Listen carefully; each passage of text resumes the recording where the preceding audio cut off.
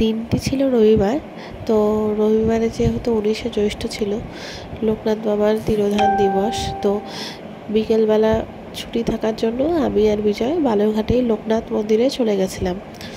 ওখানে লোকনাথ বাবার মন্দিরে বিশাল বড় করে পুজো হচ্ছিল, গান কীর্তন সব রকম আয়োজন হয়েছিল। তো সন্ধ্যাটা ভালোই কাটলো আর কি। সন্ধ্যাটা ঘুরে ঘুরে দেখলাম, বাবার দর্শন করলাম। এই যে বাবার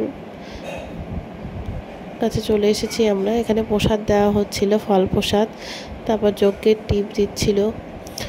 তাই নিয়ে আমরা বাবাকে দর্শন করে এই যে এইদিকে যজ্ঞ যেখানে হয়েছিল সেই জায়গাটা এটা।